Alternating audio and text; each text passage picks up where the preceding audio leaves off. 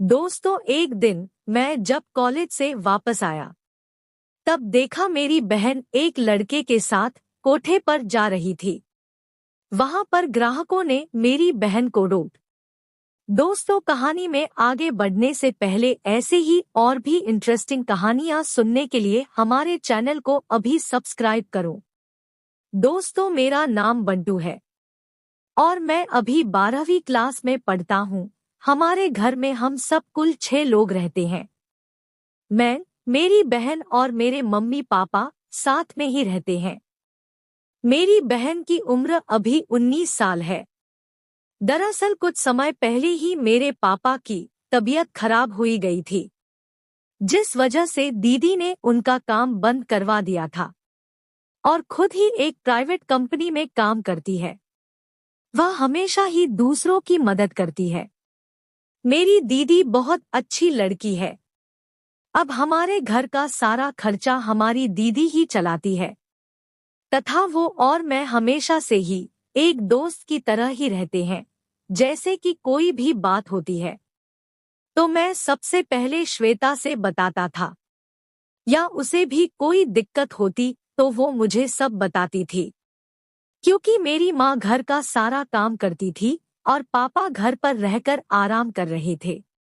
एक दिन मैं अपने स्कूल गया हुआ था और इधर मेरी बहन भी अपने ड्यूटी चली गई। उस दिन मैं स्कूल में गया तो मेरे दोस्त मुझे कुछ अजीब तरीके से देख रहे थे। मैंने उनसे पूछा, क्या हुआ भाई, तुम लोग मुझे ऐसे क्यों देख रहे हो? तो वे लोग चुप रहे। मैंने भी सोचा शायद ये लोग मेरे साथ प्रैंक कर रहे।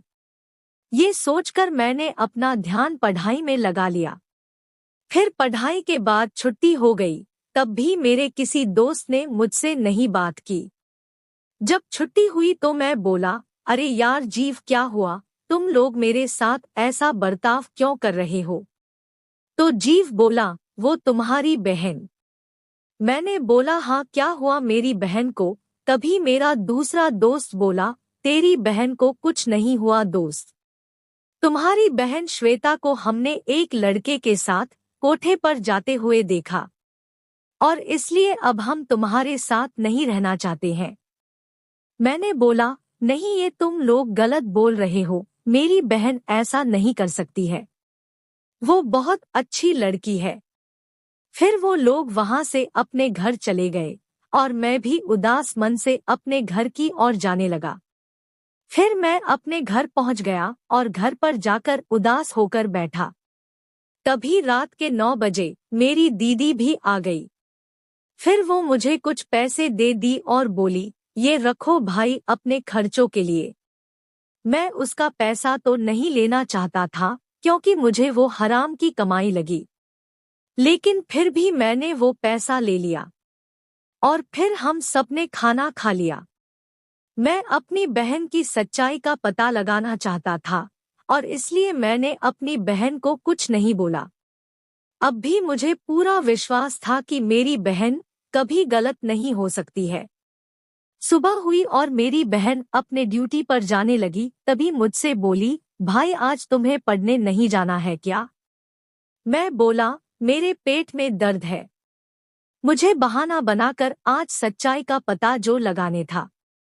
फिर श्वेता बोली, ठीक है, मेडिकल से जाकर दवाई ले लेना। फिर वो वहां से चली गई थी। मुझे उसकी ऑफिस का एड्रेस पता था तो मैंने एक दोस्त का बाइक लिया और उसके ऑफिस पहुंचकर उस पर नजर रखने लगा था। मैंने देखा कि मेरी बहन अपने ऑफिस में काम कर रही थी। फिर लगभग शाम के 5 बजे वो ऑफिस से बाहर निकली और मार्केट की तरफ जाने लगी तो मैंने उसका पीछा ना करके डायरेक्ट अपने दोस्त द्वारा बताए गए कोठे के पास पहुंच गया। फिर वहां अपनी बहन का इंतजार करने लगा। फिर जब शाम के 5 बजे तब मैंने देखा कि मेरी बहन हाथ में कुछ लिए हुए एक लड़के के साथ कोठे पर जाने लगी थी। उसको देखकर मैं दंग रह गया और अपनी बहन के बारे में सोचते सोचते घर चला गया। फिर मैं घर पर आकर यही सब सोच रहा था।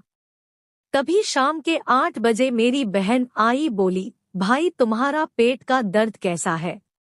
मैंने बोला, कैसा भी हो तुमसे कोई मतलब।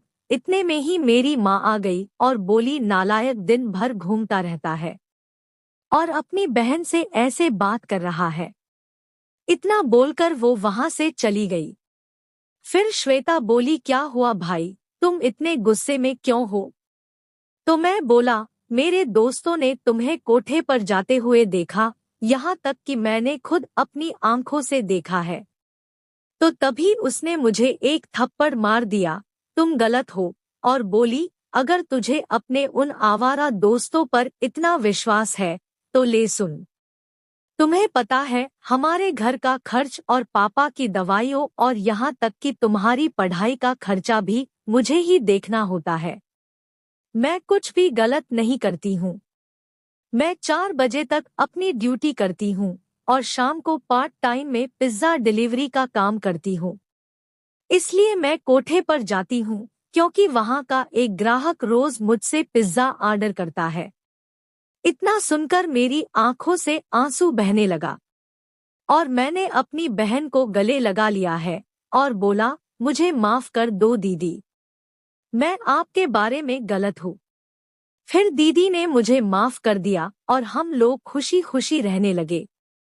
दोस्तों, कभी कभी हमारी आंखों देखी बात भी झूठ हो सकती है।